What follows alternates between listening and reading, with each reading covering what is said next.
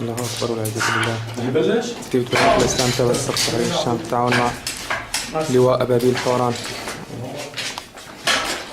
17/4/2014. استهداف قسم القدم جنوب العاصمة حي العسل ردا على القصف وانتقام لجميع الشهداء.